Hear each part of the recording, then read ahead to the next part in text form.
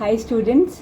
तो हमने already is matter around us pure, जो कि केमिस्ट्री का सेकंड चैप्टर है क्लास 9th का, हमने उसका एक लेक्चर ऑलरेडी कवर कर लिया है। ठीक है, उसके अंदर हमने बेसिकली चैप्टर का पहले तो इंट्रोडक्शन पढ़ा कि हम क्या क्या पढ़ने वाले हैं, फिर हमने सोल्यूशन पढ़ा, सोल्यूशन की सारी प्रॉपर्टीज़ पढ़ी, सोल्यूशन के दो क्लासिफिकेशन पढ़े, जिसमें एक classification was homogeneous and heterogeneous और दूसरा वाला इंक्लूडेड बाकी सारी चीज़ें। उसके अलावा हमने उसकी सारी की सारी फिजिकल प्रॉपर्टीज़ पढ़ ली। देन हमने अलग अलग टर्म्स रिलेटेड टू सोल्यूशंस पढ़े, जैसे कि सॉल्युबिलिटी क्या होता है, सैचुरेटेड सोल्यूशन क्या होता है, सुपर सैचुरेटेड सोल्यूशन क्या होता है, अनसैचुरेटेड सोल्यूशन क्या होता है, ये सब हमने उस लेक्चर में पढ़ा था। इस लेक्चर में आज हम पहली बात तो हम आज पूरा चैप्टर ख़त्म करने वाले हैं, और इस चैप्टर के अंदर हम जो भी पढ़ने वाले हैं वो हमारी स्क्रीन पे ऑलरेडी लिखा है। तो सबसे पहले तो हम कॉन्सेंट्रेशन ऑफ सोल्यूशन ही पढ़ेंगे। ये हमारी पिछली क्लास में जो हमने सोल्यूशन पढ़ा उसी का फॉलोअप है, तो ये हम पढ़ेंगे कॉन्सेंट्रेशन। उसके बाद हम पढ़ेंगे सस्पेंशन के बारे में, ठीक है। फिर हम पढ़ने वाले हैं कोलॉइड्स के बारे में और उसके टाइप्स के बारे में। देन हम पढ़ेंगे फिजिकल एंड केमिकल चेंजेस के बारे में, और फिर एंड लास्टली हम प्योर सब्सटेंसेस के बारे में पढ़ेंगे, जो कि हैं एलिमेंट्स एंड कंपाउंड्स, और उनकी भी वेरियस सब कैटेगरीज है, वो भी हम बहुत ब्रीफली पढ़ेंगे, बहुत ज़्यादा डिटेल में आपकी बुक में नहीं दिया है। इनफैक्ट एलिमेंट्स के टाइप्स जो है मेटल्स, नॉन मेटल्स, मेटलॉइड, उनका तो फिर भी थोड़ा बहुत दे रखा है, बट कंपाउंड्स के जो टाइप्स है आयनिक और कोवलेंट, इतना ज़्यादा डिटेल में उसका कुछ भी नहीं दिया है। बट स्टिल मैं वन लाइन में आपको समझा दूंगी कि दोनों टाइप के कंपाउंड में डिफरेंस क्या होता है, राइट। तो या लेट्स गेट स्टार्टेड। आज का लेक्चर जो है बहुत आसान होने वाला है, there is nothing to panic about, क्योंकि सारी चीज़ें बहुत ही ईजी हैं, राइट। सबसे पहले तो एक ये चीज समझ लेते हैं, आपके बुक में दिया हुआ है और it can come as a question as well. कह रहे हैं कि जो एलॉयज होते हैं, पहले तो एलॉयज होते क्या है। एलॉयज ऐसे सब्सटेंसेस होते हैं जो या तो मेटल प्लस नॉन मेटल को मिला के बनते हैं, या फिर दो मेटल्स को मिला के बनते हैं, ठीक है। इनको बनाने का सिग्निफिकेंस क्या है। जैसे मान लो जो मेटल्स हैं वो इजीली रिएक्ट करते हैं, कोरोड कर जाते हैं एवरीथिंग। जैसे आयरन है फॉर दैट मैटर, आयरन जो है ना, अगर उसको एकदम नेचुरल फॉर्म में आप देखोगे तो इट इज़ वेरी सॉफ्ट। मतलब वो जिस तरीके से आप आयरन को इतना, मतलब आयरन इतना यूबिक्विटस है कि वो हर जगह पे यूज हो रहा है, उतना ज़्यादा उसकी यूटिलिटी नहीं रहेगी अगर हम उसे प्योर फॉर्म में यूज़ करें, बिकॉज वो इतना स्ट्रांग ही नहीं है। तो in order to provided strength and थोड़ा सा हार्डनेस एंड रिजिडिटी, हम उसके अंदर 0.05% लगभग इतना कार्बन ऐड करते हैं, which is a non metal.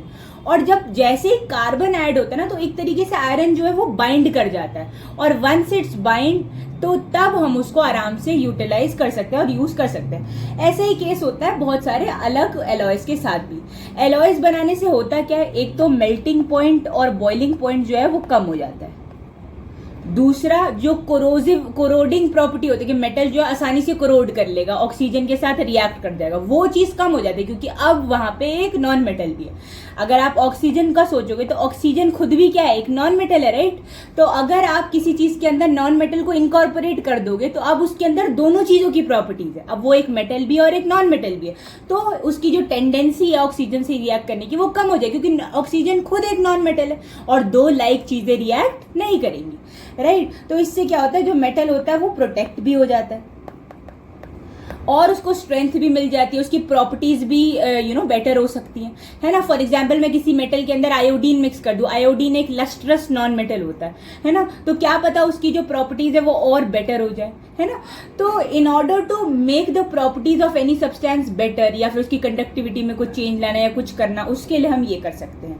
उसके अलावा एलॉय बनाते तो कंडक्टिविटी भी कम हो जाती है। क्यों हो जाती है भाई कंडक्टिविटी कम? क्योंकि non metals usually do not conduct electricity, except for obviously graphite conduct कर लेता है इलेक्ट्रिसिटी, जो कि कार्बन का एक एलोट्रोप है, but mostly non metals do not conduct electricity, right.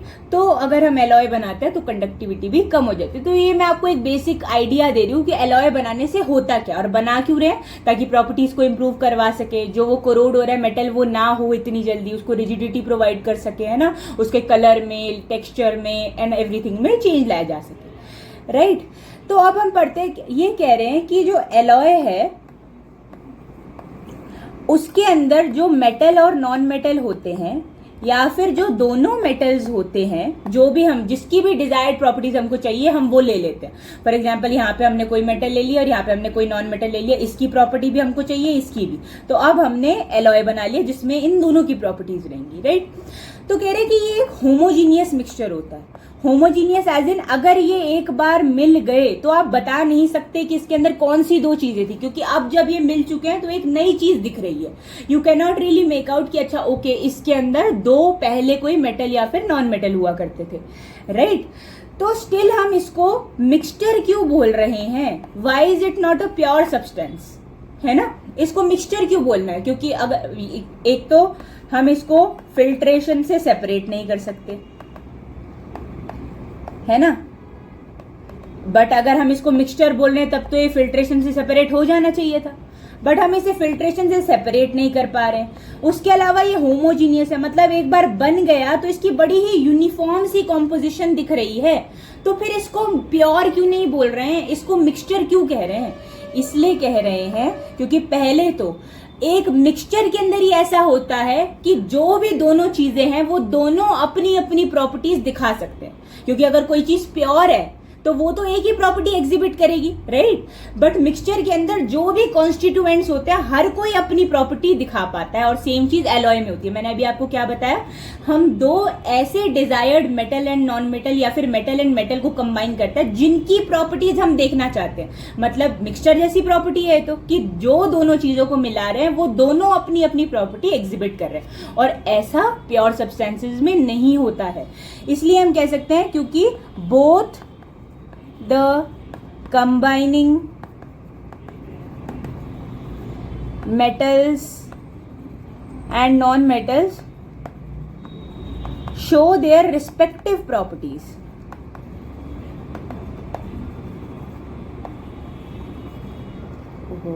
One second. जो कि प्योर सब्सटेंसेस में नहीं होता है। प्योर सब्सटेंसेस में सिर्फ एक ही चीज होती है और वो अपनी प्रॉपर्टी को एग्जिबिट करती है। ऐसा नहीं है कि जिन दोनों से मिलके वो बना है उन दोनों की प्रॉपर्टी एग्जिबिट करेगा। बाकी आगे जाके हम फिर से पढ़ेंगे, मतलब और क्लैरिटी के साथ पढ़ेंगे जब हम प्योर सब्सटेंस भी कवर कर चुके होंगे, राइट। उसके अलावा एक और चीज होती है कि प्योर सब्सटेंसेस के अंदर हमेशा एक फिक्स्ड कॉम्पोजिशन रहता है चीजों का। हाउएवर एलॉयज के अंदर या फिर मिक्सचर के अंदर वो जो कॉम्पोजिशन है वो डिफर कर सकता है, राइट। तो जैसे अब मान लो आप कोई भी ले रहे हो, लेट्स से हमने कार्बन और आयरन वाले ही ले लेते जो हमने सबसे पहले पढ़ा था, राइट। तो आयरन सबसे ज्यादा होता है और कार्बन इज लाइक 0.05%। अभी आप कार्बन का जो अमाउंट है वो ऊपर नीचे डिविएट कर सकते हो, राइट। फिर एक जिंक और कॉपर का होता है जिसको हम ब्रास बोलते हैं, उस अलॉय को, उसमें जिंक 30% होता है, 70% कॉपर होता है। तो ये क्या है, डिफरिंग कॉम्पोजिशन, इसको आप ऊपर नीचे अभी कर सकते हो, जबकि प्योर सब्सटेंसेस में ये रूम नहीं होता कि आप क्या करो, उसके जो कॉम्पोजिशन है उसको ऊपर नीचे कर सको। हमेशा प्योर सब्सटेंसेस के अंदर जो कॉम्पोजिशन होता है वो फिक्स्ड रहता है। Therefore हम एलॉयज को मिक्सचर्स बोलते हैं एंड नॉट प्योर सब्सटेंसेस, क्योंकि हालांकि वो फिल्ट्रेशन से सेपरेट नहीं हो सकते हैं और वो होमोजीनियस दिखते हैं, बट वो जो चीजें उसमें मिलाई गई हैं in order to make an alloy, वो दोनों अपनी रिस्पेक्टिव प्रॉपर्टीज एग्जिबिट कर रहे होते हैं in an alloy. And other than that composition जो है वो फिक्स्ड नहीं होता है, you can tweak it up और down a little bit, right. तो ये एक बहुत इंपॉर्टेंट चीज थी। आपके बुक के अंदर इस वाले बॉक्स में लिखा हुआ है मोर टू नो में।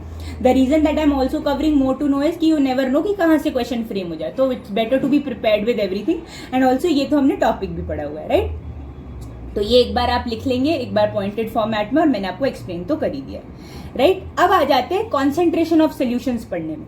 तो हमें ना बेसिकली 3 कॉन्सेंट्रेशन ऑफ सोल्यूशन पढ़नी है। एक है मास बाय मास परसेंटेज, एक है मास बाय वॉल्यूम परसेंटेज, और एक है volume by volume percentage,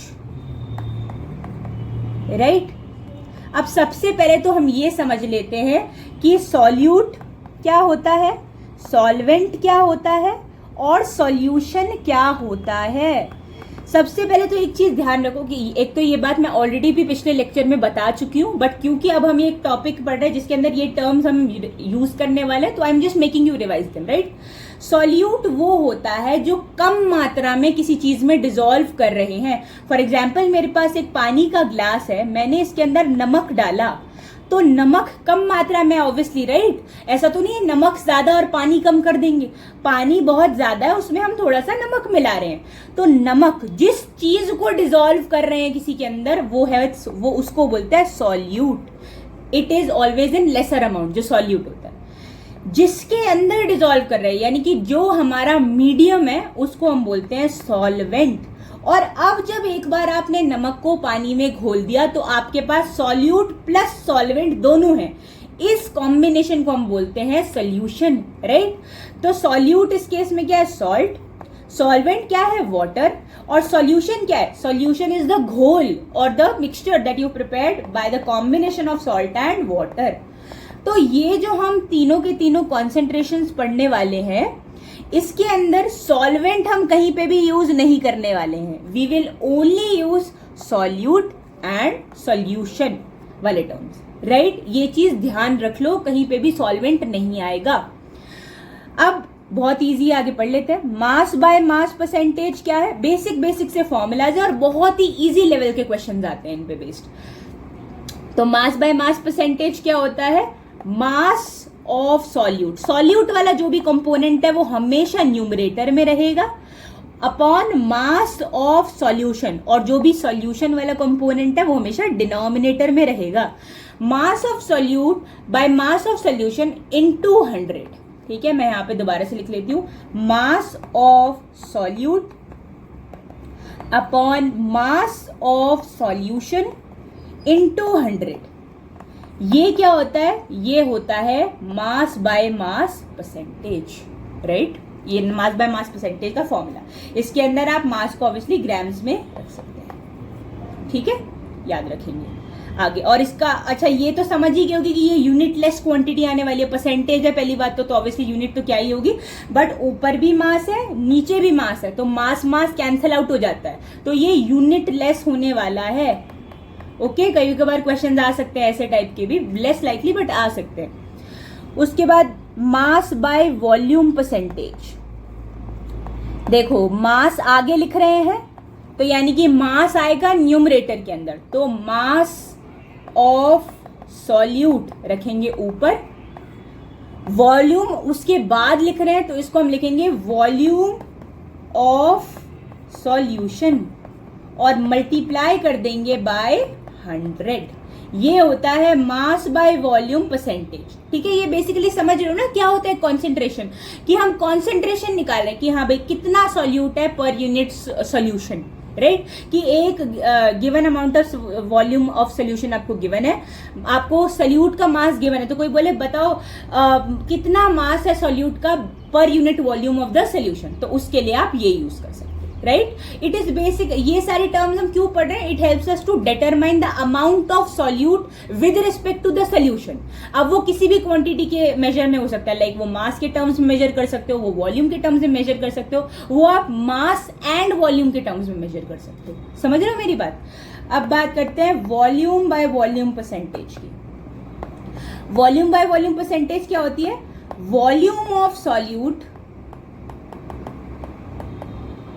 by volume of solution. अच्छा ये याद रखना, कई बार बच्चे क्या करते हैं कंफ्यूज कर जाते हैं, सॉल्यूशन का वॉल्यूम लिखना है, लेट्स से तुम्हें दे रखा है कि 1000 ml वाटर है और लेट्स से 20 ml आयोडीन है, तो अब ये नहीं कि तुम डिनोमिनेटर में रख रहे हो 1000, क्योंकि 1000 ml वाटर है, वाटर जो है वो सोल्यूशन नहीं है, वो सॉल्वेंट है हमारा, तो अगर तुम्हें वॉल्यूम ऑफ सोल्यूशन रखना है, that means you will have to add the volumes of the solute and the solvent. Solute यहाँ पे है आयोडीन, आयोडीन का क्या कॉन्सेंट्रेशन है 20 ml, यानी कि वॉल्यूम क्या है 20 ml, और वाटर का क्या वॉल्यूम है 1000, तो 1020 जो है वो आप लिखोगे डिनोमिनेटर में। ये चीज को ध्यान रखना, कई बार हम जल्दबाजी में यही लिख देते हैं डिनोमिनेटर में, बट ये वॉल्यूम ऑफ सोल्यूशन तो है ही नहीं ना, ये तो वॉल्यूम ऑफ सॉल्वेंट है, राइट। और इसको मल्टीप्लाई कर देंगे ऑब्वियसली 100 से, क्योंकि हमें परसेंटेज निकालनी है, वॉल्यूम बाय वॉल्यूम परसेंटेज। तो ये थी तीनों कॉन्सेंट्रेशन टर्म्स। अब एक बार एक क्वेश्चन सॉल्व कर लेते हैं जो एनसीईआरटी में एज एन एग्जांपल गिवन है। तो कह रहे हैं एक सोल्यूशन है, उसके अंदर 40 ग्राम्स कॉमन सॉल्ट है इन 320 ग्राम्स ऑफ वाटर। सबसे पहले in any numerical that you are going to attempt always write whatever is given. हमें क्या गिवन है कि 40 ग्राम जो है वो कॉमन सॉल्ट है। कॉमन सॉल्ट है क्या हमारे लिए? सॉल्यूट है, लिख दो यहाँ पे ब्रैकेट में सॉल्यूट। 320 ग्राम्स क्या है हमारे पास? वाटर है। वाटर क्या है? सॉल्वेंट है, वो भी लिख दो यहाँ पे। अब हमें क्या निकालना है? मास बाय मास परसेंटेज निकालना है। तो मास बाय मास परसेंटेज का फॉर्मूला क्या होता है, लिख लेते हैं। मास बाय मास परसेंटेज का फॉर्मूला होता है mass of solute by mass of solution into 100। तो मास ऑफ सोल्यूट तो एज इट इज ही गिवन है, कॉमन सॉल्ट का मास है 40 grams, but mass of solution नहीं गिवन है। हमें क्या गिवन है? Mass of solvent and mass of solute अलग अलग से गिवन है, तो we'll just add them up. Mass of solution निकालने के लिए हम क्या करेंगे? 40 प्लस 320 करेंगे। ये है सॉल्यूट, ये है सॉल्वेंट, तो आंसर क्या आ जाएगा? आंसर आ जाएगा 360 ग्राम्स। तो अब क्या करेंगे? 40 is mass of solute, 360 is mass of 360 is mass of solution. अब इसे सॉल्व कर लो, 0 से 0 कैंसिल, 4 9 36, 100/9 परसेंटेज, राइट। समझ में आ गई है मेरी बात? तो ऐसे अब इसको आप ऑब्वियसली डेसिमल में कन्वर्ट कर सकते हो, है ना। 9 1 9, 9 1 9, 11.1111, तो 11.2% लिख लो, ठीक है जी। तो ऐसे किए जाते हैं ये क्वेश्चंस। अब हम पढ़ने वाले हैं सस्पेंशंस के बारे में। यस, तो जो हमारा सस्पेंशन होता है वो होता है एक हेट्रोजीनियस मिक्सचर। हेट्रोजीनियस का मतलब क्या है? मैंने आपको फर्स्ट क्लास में ही बताया था, 2 टाइप के मिक्सचर हो सकते हैं, होमोजीनियस हो सकता है या हेट्रोजीनियस हो सकता है। होमोजीनियस ऐसा मिक्सचर है कि मतलब जैसे मान लो आपने पानी में नमक मिला दिया, once the namak has dissolved completely in your water, तो you can not really determine कि इसमें कुछ मिला हुआ है, अब other than obviously the colour change, but वो भी क्या होगा? यूनिफॉर्म होगा, तो वो आपको एक ही चीज दिखेगा, right. It would not appear to you as a combination of 2 different things. However heterogeneous में क्या होता है? जैसे मान लो आपने मिट्टी और पानी को मिला दिया, अब अगर पानी में मिट्टी है तो साफ पता लग रहा है कि हाँ भाई ये पानी है और इसके अंदर मिट्टी, क्योंकि मिट्टी कंप्लीटली डिसॉल्व हो ही नहीं पाएगी पानी के अंदर, राइट। तो ऐसे मिक्सचर्स को हम बोलते हैं हेट्रोजीनियस मिक्सचर। इसके अंदर पार्टिकल्स जो होते हैं इस मिक्सचर के, वो नेकेड आई से, मतलब आप अपनी आंखों से देख सकते हो पार्टिकल्स को, जबकि जो सोल्यूशन था उसके अंदर obviously you will have to use something else like a microscope और समथिंग, जिससे आप वो पार्टिकल्स को, इतना माइन्यूटली पार्टिकल्स को आप देख पाओ, कि पार्टिकल्स का साइज क्या है? बहुत ज्यादा छोटा है। बट सस्पेंशंस में particles are big enough to be seen with the help of your naked eye, with the help of naked eyes, right. आगे बढ़ जाते हैं। अब सस्पेंशन के अंदर होता क्या ना, हेट्रोजीनियस तो मैंने बता दिया ना। हाँ, सस्पेंशन के अंदर होता क्या है कि जैसे मान लो आपने मिट्टी और पानी का वो घोल ले लिया, ये पानी है, ये मिट्टी है। अब ये मिट्टी, अगर आप इस सोल्यूशन को अनडिस्टर्ब छोड़ दो तो थोड़ी देर में आप क्या ऑब्जर्व करोगे कि पानी ऊपर रहेगा और जो मिट्टी है वो नीचे टैंक के बॉटम में सेटल डाउन कर जाएगी। क्यों सेटल डाउन कर जाएगी? First by the virtue of its weight, भारी है, heavier things tend to fall down, right. तो इस वजह से। दूसरा, क्योंकि वो उसमें डिसॉल्व नहीं हो पा रही है तो वो सेटल डाउन हो जाएगी। ऐसा सोल्यूशन जिसमें पहले कुछ और था बाद में कुछ और हो जाए, if it is left undisturb, ऐसे सोल्यूशंस को हम बोलते हैं अनस्टेबल, राइट। समझ लो अनस्टेबल क्या होता है? मतलब हमने इसको रखा और जैसा ये पहले था अभी वैसा नहीं रहा। क्या होता है स्टेबिलिटी? क्या होती है? ऐसा इंसान जिसको हम बोलते हैं स्टेबल, मतलब वो रोज एक पर्टिकुलर टाइम टेबल फॉलो करता है, एक पर्टिकुलर चीज करता है, उसके पास एक स्टेबल जॉब है, सिक्योर घर है, सब कुछ है। और अनस्टेबल क्या है? जो फ्रीलांसिंग, मतलब मान लो कभी उनके पास जॉब है कभी नहीं है, तो ये होता है अनस्टेबल। तो ये अनस्टेबल क्यों? क्योंकि ये पहले कैसा था बाद में कैसा होगा, मतलब स्टेबिलिटी नहीं है in terms of the solution. तो इसीलिए हम इसको क्या बोलते हैं? अनस्टेबल बोलते हैं, क्योंकि पार्टिकल्स और the solute tends to settle down whenever it is left undisturbed. तो लिख लेते हैं एक बार ये चीज भी, unstable because solute particles settle down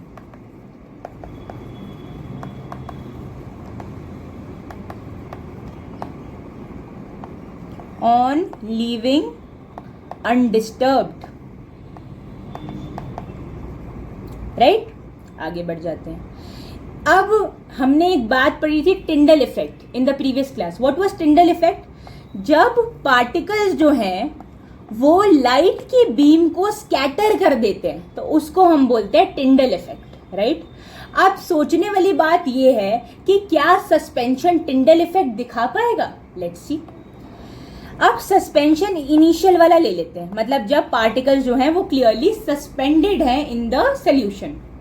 तो ये हमारे पार्टिकल्स हैं मड के, लेट से, और ये हमारा पानी है। अब जैसे ही आप इस पे टॉर्च मारोगे तो पार्टिकल्स का साइज इतना बड़ा है कि वो आसानी से लाइट की बीम को स्कैटर कर देंगे, क्योंकि इस पर्टिकुलर चीज के लिए प्री रिक्विजिट ही क्या है? टिंडल इफेक्ट के लिए प्री रिक्विजिट ये है कि पार्टिकल का जो साइज है वो थोड़ा बड़ा होना चाहिए ताकि it can block the path of light and then scatter it furthermore, right. तो इनिशियली तो it will show Tyndall effect, but later on जब ये जो है ये अनस्टेबल हो जाएगा, मतलब इसके जो पार्टिकल्स हैं वो नीचे बैठ गए, तो अब there is only water with bare minimum amount of particles in it, जिनका साइज ऑब्वियसली बहुत छोटा है क्योंकि जो बड़े वाले वो तो नीचे बैठ गए। तो अब अगर आप इस पे लाइट मारोगे ना तो ये स्कैटर नहीं हो पाएगी। क्यों? क्योंकि सारे के सारे particles have settled down because उसको अनडिस्टर्ब छोड़ रखा था आपने। तो अगर कोई आपसे पूछ ले क्या सस्पेंशन जो है वो टिंडल इफेक्ट दिखाने के केपेबल है, तो यू विल हैव टू से in the initial phase when the particles are still suspended in the water, तब वो टिंडल इफेक्ट दिखा देगा, क्योंकि अभी पार्टिकल्स जो बड़े साइज के पार्टिकल्स है वो पानी के अंदर तैर रहे हैं। But the moment we leave the solution undisturbed, the heavier particles are going to settle down at the bottom, and once the particle settle down, जो वाटर है it is devoid of any large particles, तो तब आप अगर torch मारोगे तो वो scatter नहीं करेगा लाइट को, या बहुत ही कम कर पाएगा, लिटिल टू नो इफेक्ट रहेगा।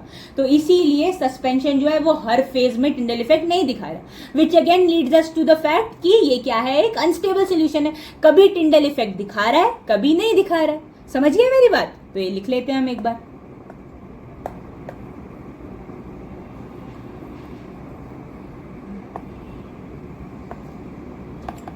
Tyndall effect is shown only when the particles are suspended in water, but when the particles settle down, Tyndall effect, Tyndall effect is not shown. Again, testimonializing to the fact that this is unstable. ये बात clear है आपको? हाँ जी। तो हमने क्या क्या 4 properties पढ़ी हैं इसकी। पार्टिकल का साइज बहुत बड़ा है, इतना बड़ा कि नेकेड आइज से देख सकते हो। सोल्यूशन जो ये जो सस्पेंशन है, जो मिक्सचर है, वो बहुत ज्यादा अनस्टेबल है। उसके अलावा ये हेट्रोजीनियस है, और ये टिंडल इफेक्ट शुरुआत में दिखाता है, बाद में नहीं दिखाता है, right, which is why it is also called unstable. ठीक है जी, ये था ऑल अबाउट सस्पेंशन। अब हम पढ़ेंगे अबाउट कोलॉइड। अब कोलॉइड का ना थोड़ा यूनिक केस है, दिखने में लगेगा होमोजीनियस बट असल में है हेट्रोजीनियस। इसका क्या मतलब है भाई, समझते हैं। Looks homogeneous actually is heterogeneous. अब ये बात का क्या मतलब है भाई, समझ लेते हो। जैसे अब जो मिल्क होता है ना, जो आप लोग मिल्क लेते हो, वो जो मिल्क है that is a colloid. But क्या आपको कभी ऐसा दिखा है कि उसके अंदर कोई अलग पार्टिकल्स तैर रहे हैं? मिल्क तो आपको ऑलमोस्ट क्या लगता है, होमोजीनियस है, इसके अंदर कुछ मिला थोड़ी हुआ है, राइट। बट असल में वो क्या है, कोलॉइड है। मतलब उसके जो पार्टिकल का साइज है it is big enough, bigger than that of a solution. मतलब जो एक होमोजीनियस मिक्सचर होता है सोल्यूशन, उससे ज्यादा बड़े पार्टिकल्स होते हैं। बट सस्पेंशन जिसके पार्टिकल का साइज बहुत ही बड़ा है उससे छोटे होते हैं। तो टिंडल इफेक्ट ना कहीं बीच में आते हैं। तो bigger than solution, smaller than suspension. आपकी एनसीईआरटी टेक्स्ट बुक लिखती है the particles of a colloid are not big enough to be seen with a naked eye. मतलब पार्टिकल उसमें है बट इतने बड़े नहीं है कि उन्हें नेकेड आई से देख पाए। Are not big enough, particles are not big enough to be seen with naked eyes.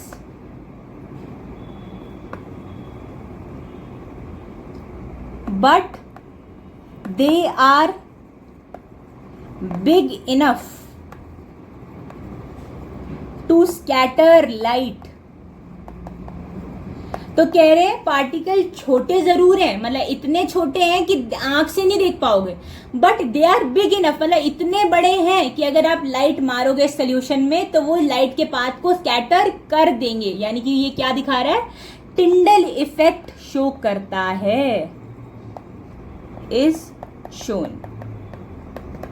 और क्या ये कभी कभार करता है या थ्रू आउट करता है? थ्रू आउट करता है, क्योंकि particles will always remain suspended. क्योंकि एज आई ऑलरेडी मेंशन बहुत बड़ा पार्टिकल साइज नहीं है, तो सेटल डाउन करने वाला कोई चीज नहीं होने वाला इधर। तो स्टेबल सोल्यूशन है,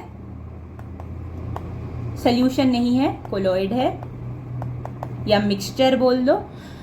हाँ जी, Tyndall effect is shown and always shown. But इस कहलाएगा क्या, ये हेट्रोजीनियस कहलाएगा कि होमोजीनियस? है ये हेट्रोजीनियस है, बिकॉज टिंडल इफेक्ट शो कर रहा है एंड एवरीथिंग, है ना। बट दिखने में होमोजीनियस है। तो ये याद रखना, अगर कभी ऐसा क्वेश्चन आ जाए, which is that one mixture which looks homogeneous, as in you can tell by the way you look at it कि ये क्या है, एक मिक्सचर है, but it is actually a heterogeneous mixture because it shows Tyndall effect, right. तो ये है heterogeneous ही, बट दिखता होमोजीनियस है। इसका पार्टिकल का साइज का कोई रेंज पूछे तो आप बोल सकते हैं सॉल्यूशन के पार्टिकल से बड़े होते हैं बट सस्पेंशन के पार्टिकल से मच छोटे होते हैं। ठीक है भाई, हेट्रोजीनियस होता है। ये था ऑल अबाउट कोलॉइड्स, राइट। अब ये कुछ चीजें हैं, एक, हाँ, अब टाइप्स ऑफ कोलॉइड्स पढ़ते हैं।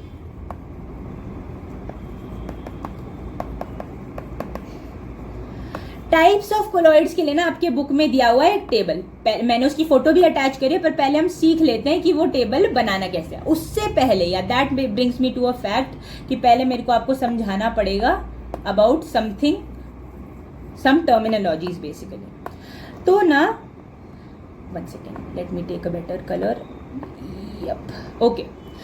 तो बेसिकली जैसे हमने सोल्यूशन के टर्म्स में क्या पढ़ा था कि जो कम मात्रा में होता है उसे बोलते हैं सॉल्यूट, जो ज्यादा मात्रा में होता है उसे बोलते हैं सॉल्वेंट, और दोनों के मिक्सचर को क्या बोल देते हैं, सोल्यूशन। अब कोलॉइड के टर्म्स में ना ये दोनों टर्मिनोलॉजीज बदल गई।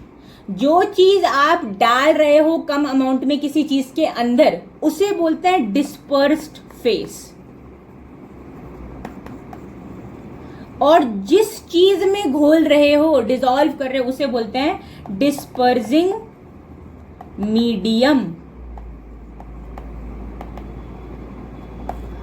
तो ये क्या है, basically solute for a colloid, और ये क्या है, this is solvent for a colloid. ठीक है जी, ये बात क्लियर है। अब हम वो टेबल पढ़ सकते हैं। तो अगर कोई भी डिस्पर्स्ड फेज बोले, बिल्कुल भी कंफ्यूज होने की कोई बात ही नहीं है उसके अंदर। डिस्पर्स्ड फेज क्या है, सॉल्यूट है कोलॉइड के लिए, और डिस्पर्सिंग मीडियम क्या है, सॉल्वेंट है फॉर अ कोलॉइड। अब वो टेबल समझ लेते हैं। एक बार ये जो मैंने फोटो अटैच करी है इसको थोड़ा, या तो इस फोटो के थ्रू ही समझ लेते हैं। देखो 4 कॉलम बनाने हैं आपको total, dispersed phase, dispersing medium, type and example. Dispersed phase is solute,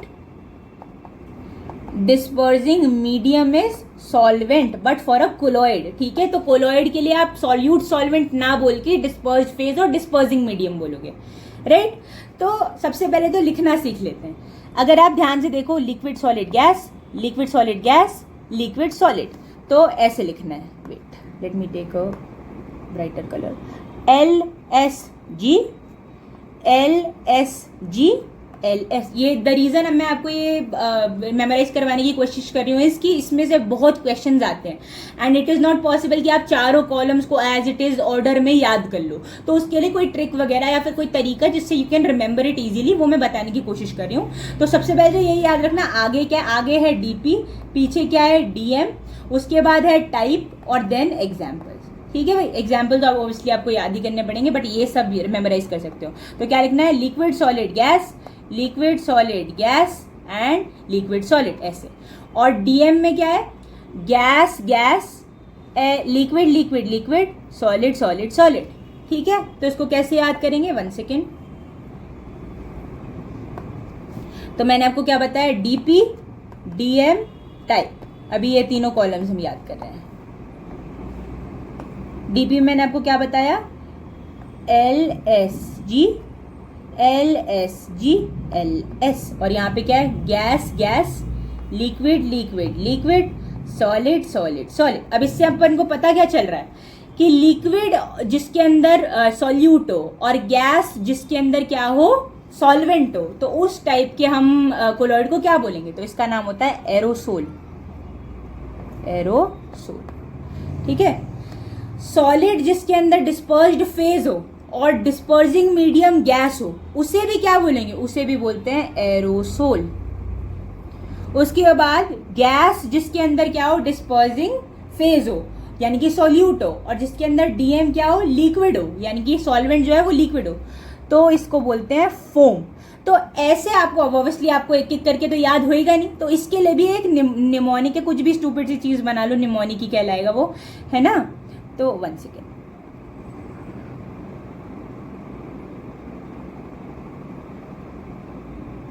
हाँ जी। तो ये देखो, ये मैंने ऐसे खुद से कुछ भी बना लिया। अगर आपको कोई और तरीका आसान लगता है तो आप वो बना लो। आई फिर से एक स्मॉल फेरी, इसको फेरी करना है, घर पे सोई। आई मीन्स AY, तो A से एरोसोल, फिर से आई लिखा है तो फिर से एरोसोल आएगा, फिर से F फोम, फिर एक emulsion, S sol, F again foam, जहां पे भी F आ रहा है फोम, जहां पे भी I आ रहा है एरोसोल। ठीक है, इससे क्या होगा, आपको याद रहेगा, ऑर्डर में याद रखना है, राइट। उसके बाद क्या है, घर यानी कि जेल, और सोई यानी कि सॉलिड सोल। SO है तो सॉलिड सोल, 2 बार SO आ रहा है। अब एक बार ये लिखने की प्रैक्टिस करते हैं, ये भी मैं आपको समझाऊंगी। ये आपके बुक में एक फिगर दिया हुआ है and we'll study about it. 1 second, इसको साइड कर लेते हैं। अब एक बार खुद से लिख लेते हैं, DP, DM, type. DP is क्या बताया था मैंने, LSG, LSG, LS। DM क्या हो जाएगा, gas gas, solid solid solid, liquid liquid liquid, यही है ना, I guess, gas gas gas gas, liquid liquid liquid, हाँ लिक्विड लिक्विड लिक्विड लिक्विड है। एक मिनट, तो ये आपको, हाँ सही है चल रहा है हमारा ये।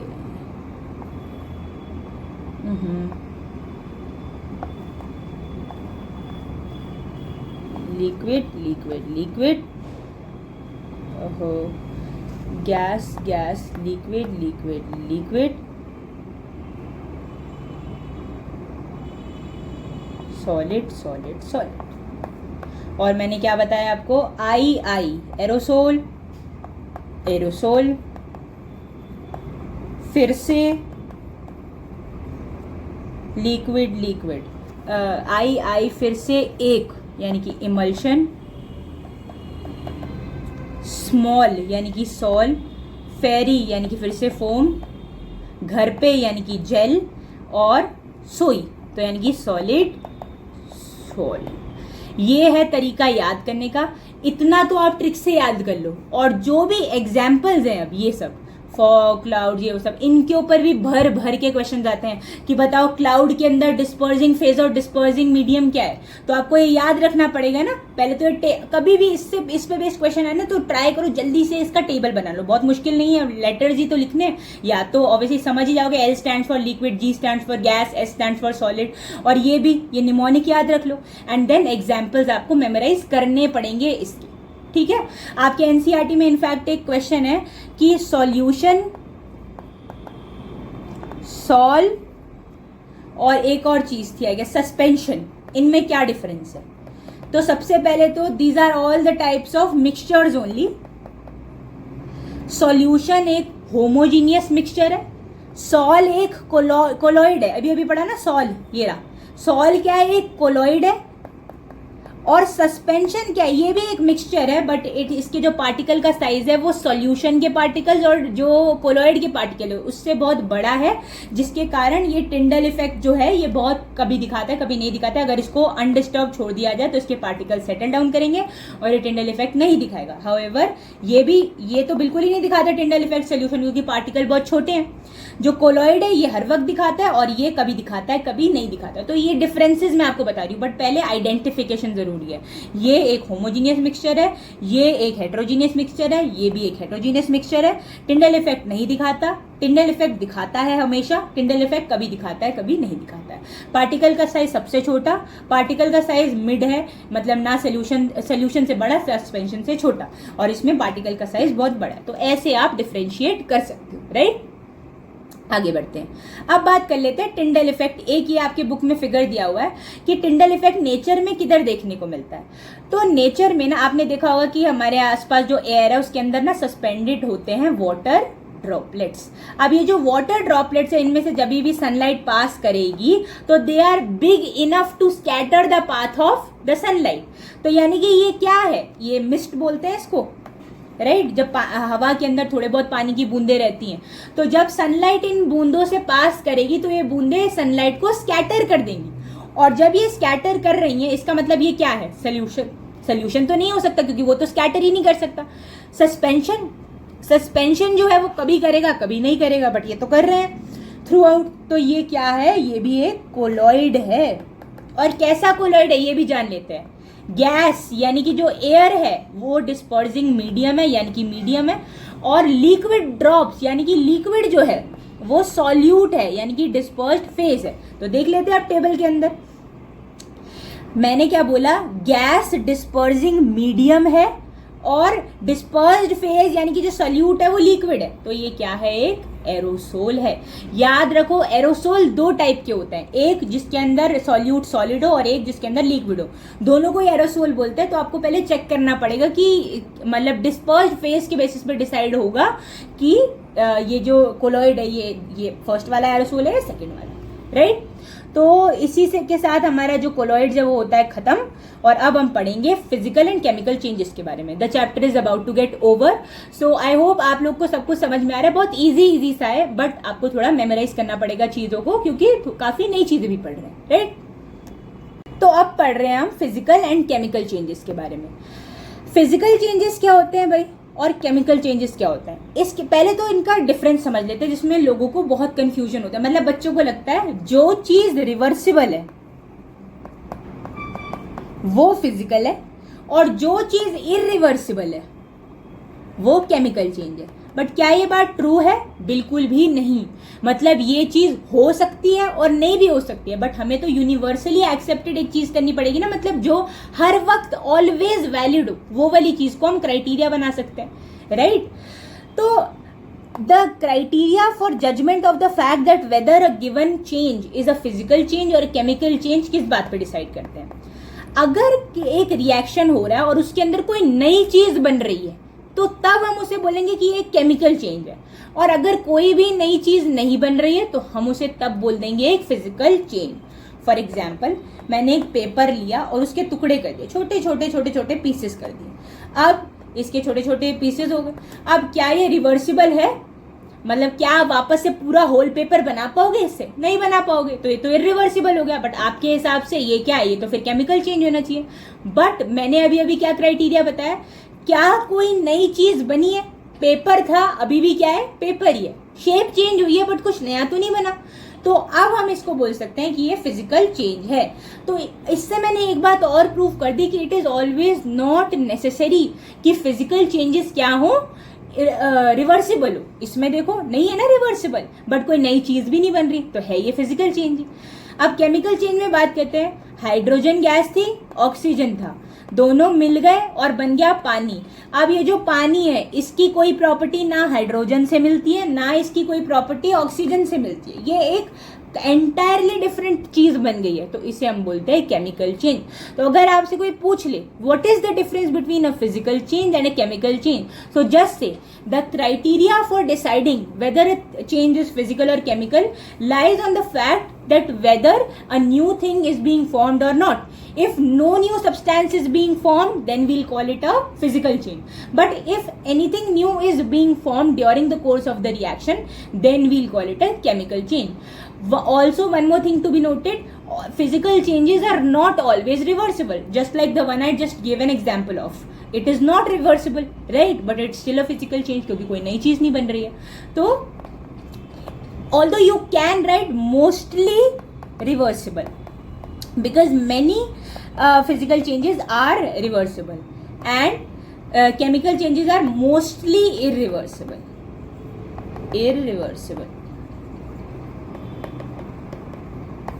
ओके जी, ये हो गया.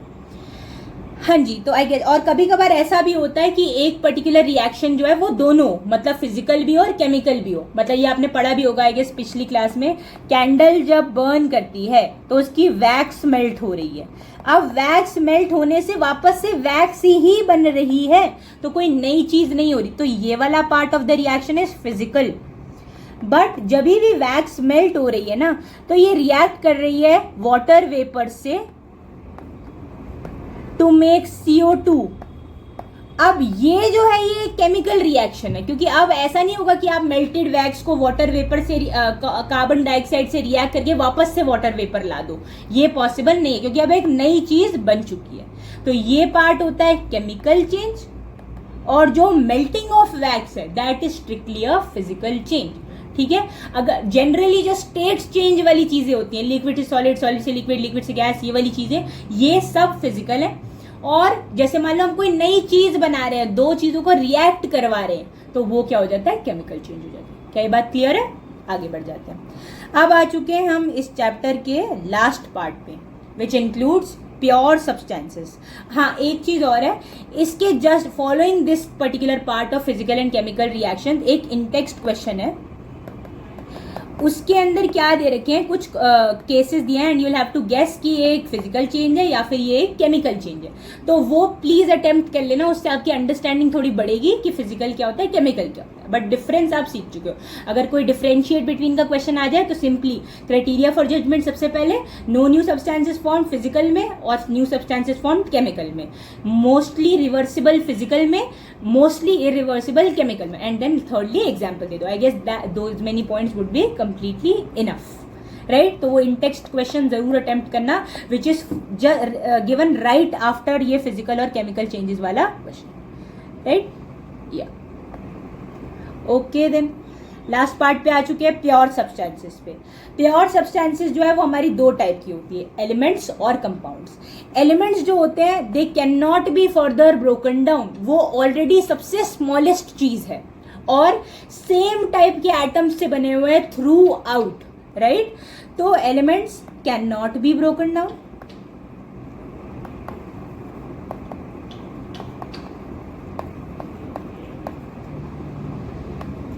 कंपाउंड्स जो होते हैं वो क्या होते हैं, they are composed by the combination of 1, 2 और मोर एलिमेंट्स, ठीक है।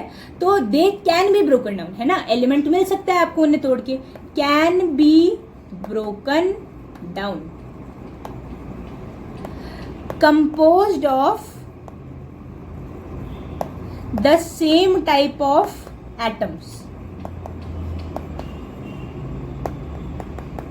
ये ही वो क्राइटेरिया है जिसपे हम बोल सकते हैं कि हाँ भाई ये प्योर है, क्योंकि वो एक ही टाइप की एटम से बना हुआ है। मिक्सचर्स में ऐसा नहीं था, राइट। इवन इफ आप सोल्यूशन ले रहे हो जो कि एक होमोजीनियस मिक्सचर है और उसमें आपने पानी और नमक को घोल रखा है, तो एटम सेम तो नहीं है, पानी के भी एटम है और सॉल्ट के भी एटम्स है, राइट। बट इसके अंदर लेट से मैंने एक एलिमेंट ले लिया, लेट से सोडियम, तो सोडियम के अंदर सारे जो एटम्स है वो सोडियम के ही होंगे और उनकी प्रॉपर्टीज भी आइडेंटिकल होंगी, राइट। कंपाउंड्स क्या थे, कंपाउंड्स में भी सेम चीज, मान लो सोडियम और क्लोरीन ने रिएक्ट करा और sodium chloride which is common salt बना लिया। तो अब ऐसा नहीं है इसमें आधे मॉलिक्यूल सोडियम आधे मॉलिक्यूल क्लोराइड के रहेंगे, अब इसके अंदर जो मॉलिक्यूल्स होंगे वो होंगे सोडियम क्लोराइड के, मतलब वो एंटायरली डिफरेंट प्रॉपर्टी शो करेंगे, इससे भी और इससे भी, और ये एकदम नई चीज होगी जिसको हम बोलेंगे कंपाउंड, ओके। तो इसके अंदर जो ये प्रॉपर्टी शो करेगा दोनों की नहीं करेगा, बिकॉज अगर ये दोनों की प्रॉपर्टी शो करने लग जाए तो ये तो मिक्सचर होगा, मिक्सचर करते हैं ना दोनों अपने सारे कॉन्स्टिट्यूएंट्स की प्रॉपर्टी शो, बट ये क्या है, कंपाउंड है, यानी कि प्योर सब्सटेंस है, तो सिर्फ एक ही टाइप की प्रॉपर्टी, मतलब इसी की प्रॉपर्टीज को एग्जिबिट कर सकता है। और इसके अंदर भी सारे के सारे जो एटम्स है वो क्या होंगे, यूनिफॉर्म होंगे, सेम टाइप के होंगे, सोडियम क्लोराइड के होंगे। क्या ये बात क्लियर है? आगे बढ़ जाते हैं। अब हम बात कर लेते हैं इनके बीच के टाइप्स की, मतलब एलिमेंट्स के 3 टाइप्स होते हैं। एलिमेंट्स जो होते हैं वो मेटल्स भी हो सकते हैं, नॉन मेटल्स भी हो सकते हैं और मेटलॉइड्स भी हो सकते हैं।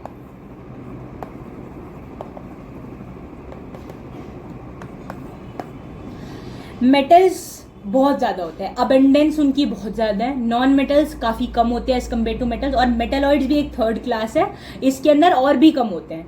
इसके एग्जाम्पल होते हैं सिलिकॉन, जर्मेनियम, इनकी प्रॉपर्टीज बीच की होती हैं, इन मतलब दे ऑल्सो, इनकी कुछ प्रॉपर्टीज मेटल्स जैसी होती है, कुछ प्रॉपर्टीज नॉन मेटल्स जैसी होती हैं, तो they are, that is the reason उनका नाम मेटलॉइड्स रख दिया, मतलब something that falls right in the middle of 2 things, okay. So it also exhibit some metallic properties and some properties are identical to non metals. अब ये जो metals हैं इनकी प्रॉपर्टीज क्या होती है भाई, मैलिएबल होते हैं, मैलिएबल मतलब शीट्स में कन्वर्ट कर सकते हैं। डक्टाइल होते हैं, डक्टाइल यानी कि डक्टाइल, 1 सेकेंड, डक्टाइल होता है मतलब जिसको वायर्स में कन्वर्ट कर सकते हैं। Then we have malleable done, ductile done, sonorous, यानी कि व्हेनेवर यू बीट देम और hit them a sound is produced, sonorous. उसके अलावा लस्ट्रस होते हैं, लस्ट्रस यानी कि शाइनिंग होते हैं, जनरली सारे मेटल्स शाइनी होते हैं। उसके अलावा रिजिड होते हैं, और ये सारी ना जनरल प्रॉपर्टीज, जनरल प्रॉपर्टीज क्या होती हैं, जो मोस्टली मेटल्स एग्जिबिट करते हैं बट सारे नहीं करते। ऐसे भी मेटल्स है जो रिजिड नहीं है, फॉर एग्जांपल गैलियम ही हो गया, सीशियम हो गया, सोडियम हो गया, पोटेशियम हो गया, ये सब बहुत ज़्यादा हार्ड मेटल्स नहीं होते हैं, राइट। आयरन के बारे में भी मैंने आपको बताया कि अगर उसे प्योर फॉर्म में देखें तो वो बहुत ज़्यादा हार्ड नहीं होता, जबकि we expect metals to be very very rigid and hard. तो ये जनरल है, मोस्टली फॉलो करते हैं, but exceptions are always there, okay. Malleable होते हैं यानी कि शीट्स में कन्वर्ट कर सकते हो, डक्टाइल होते हैं यानी कि वायर्स में कन्वर्ट कर सकते हो, सोनोरस होते हैं यानी कि साउंड प्रोड्यूस करते हैं, लस्ट्रस होते हैं यानी कि शाइनी होते हैं। ये टर्म्स आपको याद करनी है, मैलिएबल, डक्टाइल, सोनोरस, क्योंकि बुक के अंदर लिखी है और क्वेश्चन आ सकता है, राइट। और रिजिड होते हैं यानी कि हार्ड होते हैं। ये है मेटल्स की प्रॉपर्टीज। मेटल्स के एग्जाम्पल्स बहुत सारे हैं, sodium metal, potassium metal, calcium metal, magnesium, aluminium, ये सब क्या है, मेटल्स है। नॉन मेटल्स सारी की सारी उल्टी प्रॉपर्टीज है। मेटल्स जो होते हैं वो उनको वायर्स में कन्वर्ट कर सकते हैं, शीट्स में कर सकते हैं। Non metals on the other hand are brittle, मतलब उनको अगर ज़्यादा प्रेशर लगाया जाए उन पे तो वो टूट सकते हैं, मतलब बिखर जाते हैं, तो वो ब्रिटल है, नॉट वेरी हार्ड। और हाँ, एक चीज़ इसमें मैं भूल गई, कंडक्टिंग होते हैं ये, मोस्टली अगेन कंडक्टिंग होते हैं। हाँ जी, ब्रिटल, नॉट वेरी रिजिड,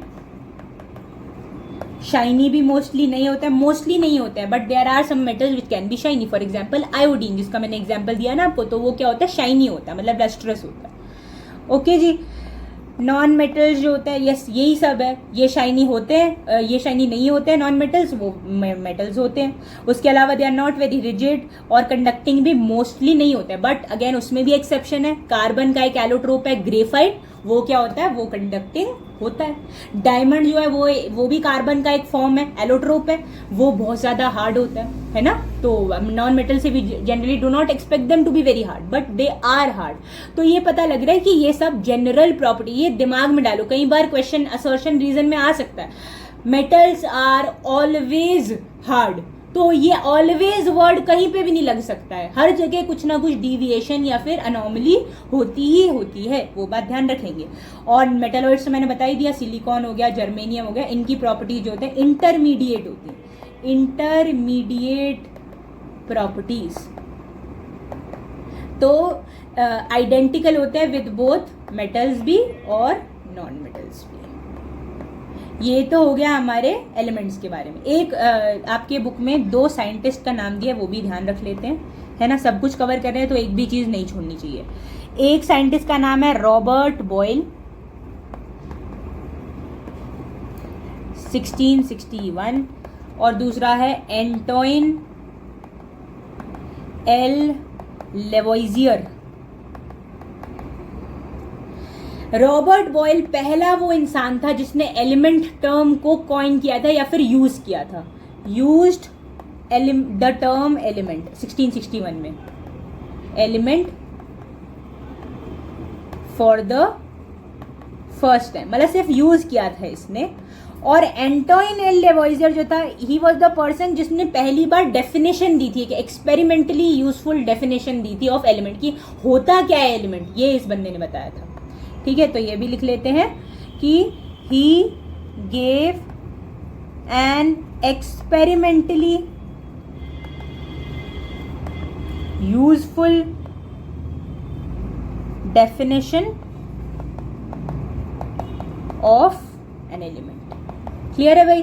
तो हमने एलिमेंट्स के बारे में पढ़ लिया, प्योर सब्सटेंसेस होते हैं उनके 3 टाइप्स के बारे में पढ़ लिया, एग्जाम्पल के बारे में पढ़ लिया, प्रॉपर्टीज पढ़ ली, और ये भी पढ़ लिया कि कॉन्ट्रीब्यूशंस कौन से साइंटिस्ट के, कॉन्ट्रीब्यूशंस. ये याद रख लेना प्लीज, बुक में गिवन है तो क्वेश्चन फॉर्म फ्रेम हो सकता है इस पर. आगे बढ़ सकते हैं हम. अब लास्टली कंपाउंड्स के बारे में पढ़ लेते हैं, लास्ट टॉपिक है, and then we'll be ending the lecture. ठीक है. तो कंपाउंड्स क्या होते हैं, they are formed by the combination of 2 और मोर एलिमेंट्स.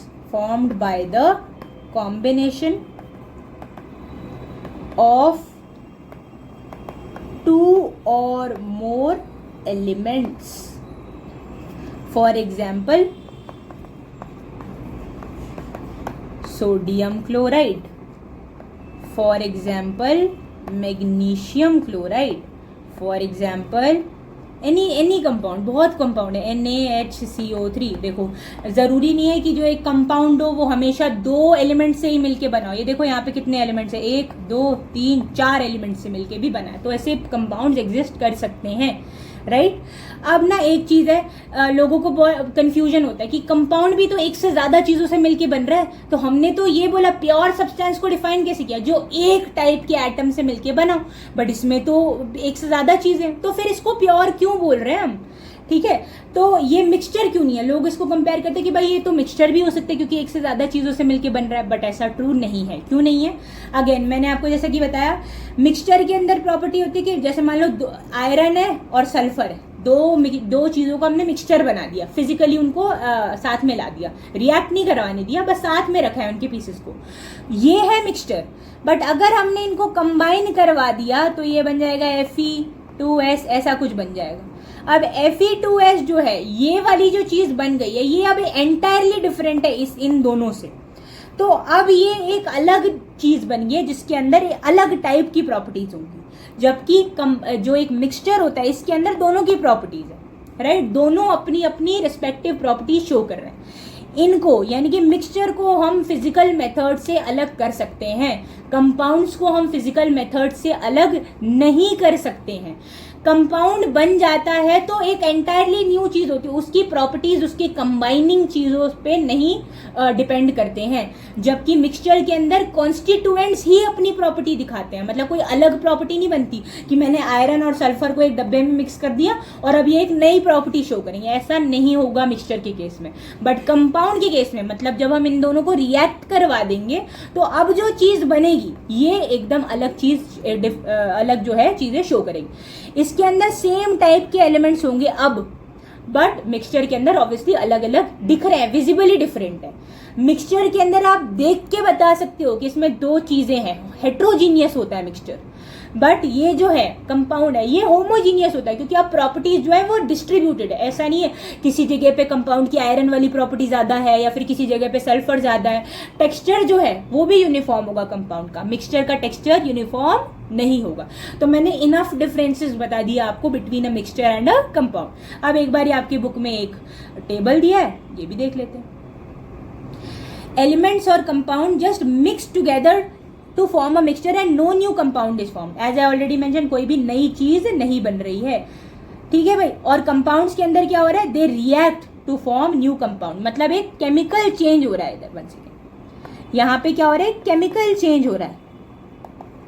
यहाँ पे ऐसा कुछ भी, मतलब मिक्सचर के केस में ऐसा कुछ भी नहीं हो रहा है। मिक्सचर की कॉम्पोजिशन वेरिएबल है, मतलब आपने फिजिकली बस उनको कंबाइन करा है ना। ये रहे आयरन के पार्टिकल्स और लेट्स से ये हैं सल्फर के particle.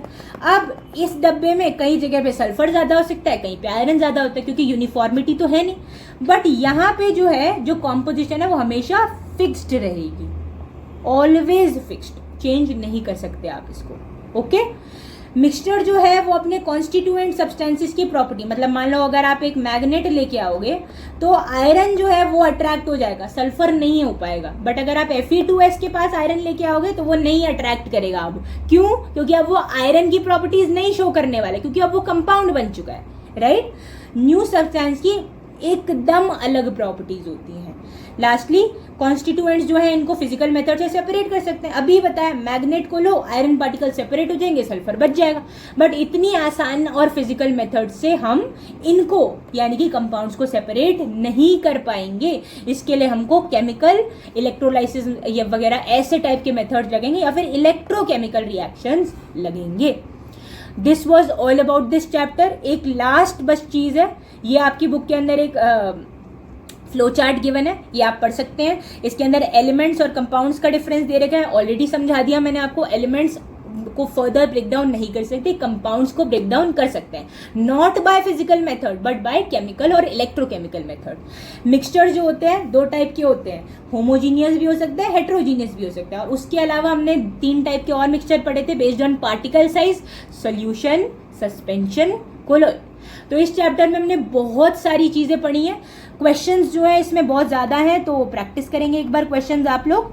And yes, this is the end of this chapter. I hope आप लोग को सब कुछ समझ में आया। Make notes, revise well, see you in the next lecture. Bye bye.